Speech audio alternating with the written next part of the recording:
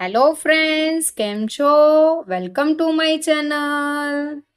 તો આજે હું તમારી સાથે ખૂબ જ ઇઝી એવી શાકની રેસીપી શેર કરવા માંગુ છું. આજે હું તમારી સાથે મકાઈ બટાકાના શાકની રેસીપી શેર કરવા માંગુ છું. તો ચાલો આપણે સુપર ટેસ્ટી અને હેલ્ધી એવી મકાઈ બટાકાના શાકની રેસીપી સ્ટાર્ટ કરીએ. તો સૌથી પહેલાં આપણે ઇન્ગ્રેડિયન્ટ્સ જોઈ લઈએ. અહીંયા મેં બટાકાને બાફી દીધા હતા. 3 નાની સાઇઝના મેં બટાકા લીધા છે. અહીંયા મેં મકાઈને નાની નાની સાઇઝમાં કટ કરી દીધા હતા અને તેને હળદર અને મીઠું નાખીને તેને પણ મેં બાફી દીધા હતા.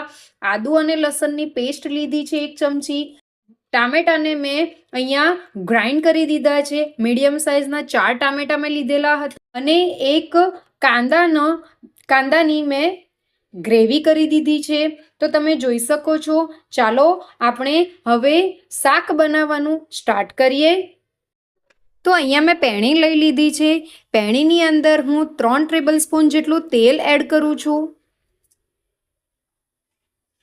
તેલ ગરમ થાય એટલે તેની અંદર અડધી ચમચી જીરું એડ કરું છું. જીરું આ રીતે તતરી જાય એટલે તેની અંદર અડધી ચમચી હિંગ એડ કરું છું. ત્યાર પછી આપણે જે લસણ અને આદુની પેસ્ટ લીધી હતી તે એની અંદર એડ કરું છું અને આદુ અને લસણને આ જ રીતે આપણે સાંતરી લેવાના છે. આદુ અને લસણ સતરાઈ જાય એટલે આપણે જે કાંદાની પેસ્ટ કરી હતી એ એડ કરું છું અને તેને પણ આપણે બરાબર મિક્સ કરી દેવાનું છે અને કાંદાની પેસ્ટને આપણે ચડવા દેવાની છે. તો તમે જોઈ શકો છો આપણા કાંદાની પેસ્ટમાંથી હવે સાઈડ પરથી તેલ છૂટું પડવા માંડ્યું છે. તો હવે આપણે તેની અંદર મસાલા કરવાના છે. તો અહીંયા મેં અડધી ચમચી હળદર લીધી છે. 1 ચમચી લાલ મરચું લીધું છે. 2 ચમચી ધાણા જીરું લીધા છે. 1 ચમચી મીઠું લીધું છે. હવે આ બધાને આપણે મિક્સ કરી દેવાનું છે.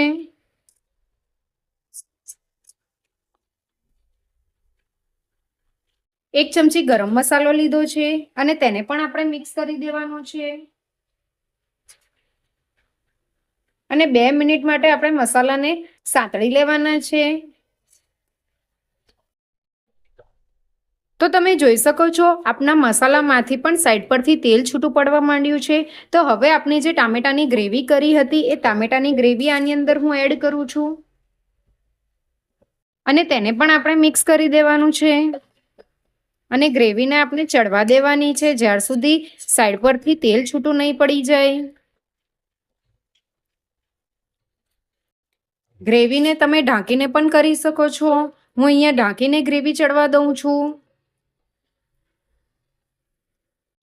તો હવે આપણે ઢક્કન ખોલીને જોઈએ તો તમે જોઈ શકો છો આપની ગ્રેવીમાંથી સાઈડ પરથી તેલ છૂટું પડવા માંડ્યું છે. તો હવે આની અંદર આપણે જે બટાકા અને મકાઈ બાફીને રાખ્યા હતા એ એડ કરવાના છે.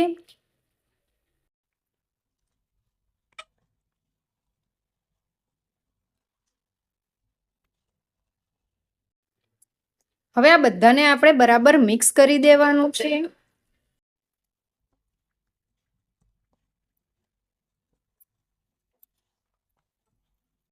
બધું બરાબર મિક્સ થઈ ગયા પછી તેની અંદર હું અડધો ગ્લાસ જેટલું પાણી એડ કરું છું. તમને ગ્રેવીની કેટલી થિકનેસ રાખવી છે તે રીતે તમે પાણી એડ કરજો.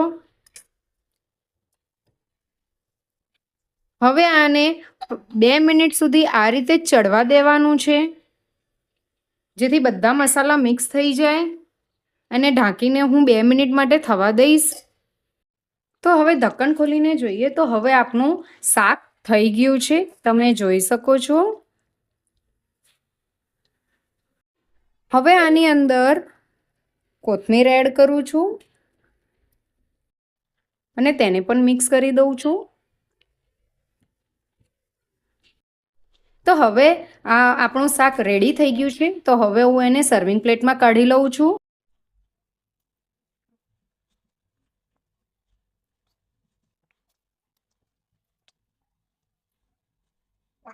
તો તમે જોઈ શકો છો મકાઈ બટાકાના શાકને મેં સર્વિંગ પ્લેટમાં લઈ લીધી છે. ખૂબ જ ટેસ્ટી અને સરસ એવું આપનું શાક દેખાઈ રહ્યું છે. તમે એકવાર જરૂરથી ટ્રાય કરજો. ખૂબ જ ટેસ્ટી આ શાક રેડી થાય છે. તો તમને મારી આજની મકાઈ બટાકાના શાકની રેસીપી કેવી લાગી એ તમે મને જરૂરથી જણાવજો. તમને મારી રેસીપી ગમી હોય તો મારી રેસીપીને લાઈક કરો, શેર કરો અને કમેન્ટ કરો. અને જો તમે મારી ચેનલને સબસ્ક્રાઈબ ન કરી હોય તો મારી ચેનલને સબસ્ક્રાઈબ કરો અને બાજુમાં આપેલા બેલ આઇકનને દબાવો, જેથી મારી નવી રેસીપી તમારા સુધી સૌથી પહેલી પહોંચે. Thank you for watching. Bye bye.